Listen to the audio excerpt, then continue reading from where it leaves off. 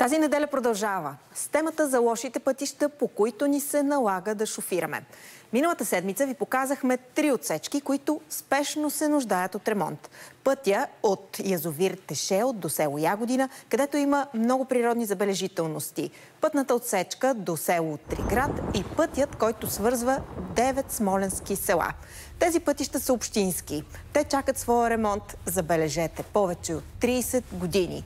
Могат ли общините сами да се справят с поддръжката? Радиана Божикова е тук, за да разгледаме пътната карта на България. Здравей, Ради! Здравей, Мария! Преди това обаче да си припомним част от репортажа, който ти ни разказа и с който всички ние видяхме какъв е проблема миналата седмица. Жители на 5 различни смолянски села се надяват, че междуселският път, който ги свързва, скоро ще бъде ремонтиран. Той създава грижи за ежедневието на хората, затруднява земеделците и животновъдите и е пречка за развитието на туризма. Гледам крави, в момента млекарката спря да идва да взима млякото. Не искат децата да идват. Колите ги съсипаха. Имаме отказани заявки за посещение на пещерата, за посещение на други туристически обекти. Имаме каузи, имаме мисии, които може да случваме тук, може да увлечем хора в тях. Но най-елементарно трябва да имаме път за това. Без забравя, ние сме просто от бук, от света сме и такова. Пътят не е ремонтиран откакто е създаден. Повече от 30 години. Освен, че свързва няколко села, около него има и разположени много природни забележителности. Няколко пъти е прекъсван пътя тук, налагало се даже да пренасяме храна. Това са достойни българи, родопчани, които са избрали да живеят тук. И наистина е тъжно и жалко. Отсечката е с дължина 8 км. По нея се движат мобилните магазини за хляб и плодове и зеленчуци. Линейка не минава. Сега, ако се върна назад във времето си, може би ще напусна държавата. В момента съжалявам, че не съм я напуснал. Кой да легне на тия дупки да ги запуши? И съм молен, дано вие не обърнете внимание. Ако има някъде вратичка, едно мъничко прозорче, мушните ни леля някъде, да можем и ние да прогледаме.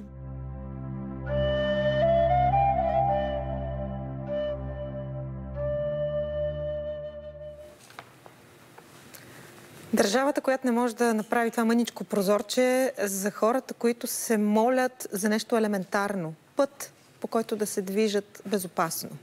За мен беше изключително емоционално да разкажа за този път, защото както ние така вярвам и всеки, който отиде на едно такова място, мине по този път, няма как да не почувства болката на хората и да изпита техните трудности, с които се сблъскват всеки един ден. Живеем в 21 век, времена, в които говорим постоянно за технологии, за иновации, а на тях им е нужно просто един нормален път, за да могат ежедневно да живеят нормален живот. И сега малко статистики, макар и с неприятни данни, те са на Националното сдружение на общините. Провели са такова проучване сред повечето от общините, което показва, че 60% от пътищата в страната се нуждаят спешно от ремонт. Много притеснителни данни, защото всъщност общината отговаря за тези пътища. Тя разполага с много ограничен бюджет, който трябва да разпредели по различни пера. Най-често тези пари отиват за отоплението в детските градини, отиват за уличното осветление, отиват за почистване и така и не остава ресурс, с който те да ремонтират пътищата. А всъщност основният източник на тези пари идва от събирането на данъци на имотите, както и на автомобилите, а пък знаем, че има общини пълни с селца, които са обезлюдяващи или с застаряващо население и там почти пари от тези данъци не влизат. Това е огромен проблем за общините, защото така за тях е вариант само да разчитат на държавата и в частност да получават някакви пари от субсидии, които са крайно недостатъчни, защото са в много малък размер за цялата страна. А всъщност тези пътища, за които ти говориш и разказваш, са половината от пътната мрежа в цялата държава и всъщност са също толкова важни, колкото и първостепенните, по които шофираме. Да, така е. Ние почти не обръщаме внимание на тях. Говорим по-често за магистрали или скоростни пътища, но те са много важни, защото по тях минават линейки, минават училищни автобуси, минават пожарни, минават автобусчетата, с които се доставя храна на тези хора. И е много важно те да бъдат добре поддържани, да бъдат безопасни и да могат да свързват все пак малките градчета и селца. И сега ми се иска да покажем още малко от тези притеснителни статистики, за да могат хората да си представят за какво става въпрос. От близо 4000 общински пътища, 1200 са в лошо състояние, а пък близо 600 само са в отлично и 403 са в техническа готовност да бъдат ремонтирани. Какво означава това? Че имат изготвен проект, минали са всички одобрения, но чакат средства. И към тези две числа ще добавя и 380 съоръжения по пътищата. Това са мостове, пътни надлези, подлези и така нататък, които също са в лошо състояние и чакат от същите тези пари да бъдат заделени за техния ремонт. А лошо състояние всъщност означава пряка опасност за живота на всеки, който е на пътя. Ами да, така е, както видяхме от кадрите, изключително много дупки на места, както е, например, в Триград или към село Ягодина. Там има тесен път, има скала, която не е обезопасена, падат камъни, отстрани няма мантинела, се вие отдолу река, еднопосочно насрещно движение. Просто наистина е опасно и не бива да има в наши дни такива пътища. Това, което много ме впечатли в анонса на темата, спешен ремонт, който чака 30 години да бъде реализиран. Само парите ли не им стигат на общините, за да имаме сигурни пътища? Това е основната спънка, но за съжаление от моите разговори и с кметовете на общините, и с Сдружението на общините, аз разбирам, че всъщност те имат и проблем с комуникацията община-държава и с бавно случващите се административни процеси по одобрение, разрешителни и така нататък. Например, пътят, който води до Триград, той се намира в защитена зона и през зимата, когато имаше много протести, беше блокиран целият път, нямаха достъп хората. Отне 5 месеца, за да могат да се получат всички тези разрешителни и едва преди 15 дни да започне някакъв ремонт.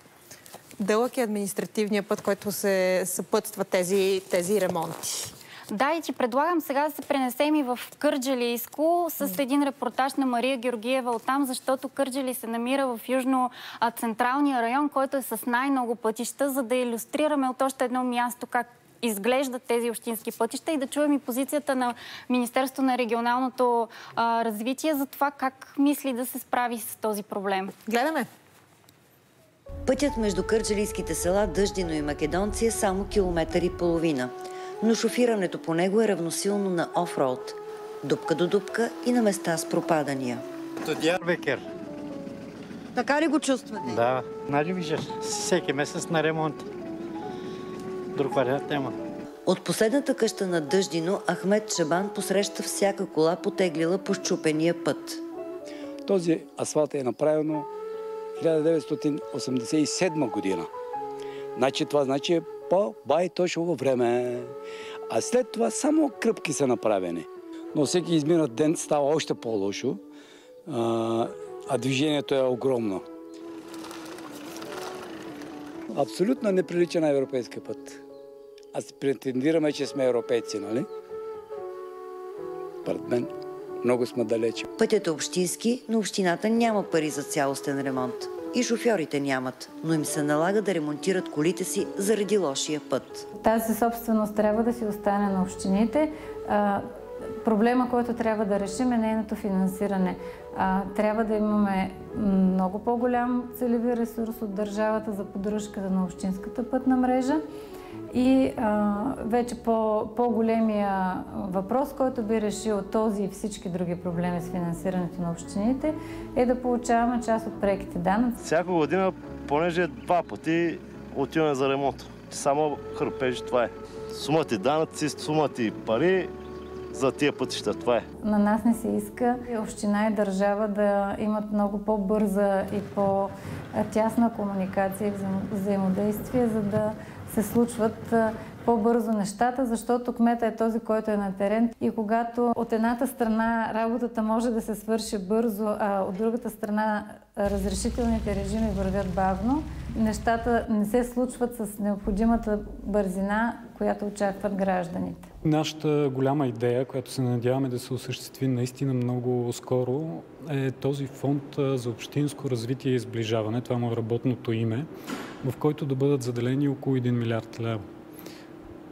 За съжаление е необходимо време този фонд да бъде структуриран. Може да стартира и тази година, но за да не се бавим, ще изпуснем строителния сезон е кратък, той е само в топлия сезон, не може да рискуваме да го изпуснем. Поради тази причина решихме да отделим част от нашия бюджет, около 500 милиона лева, с който да подпомогнем общините още сега незабавно.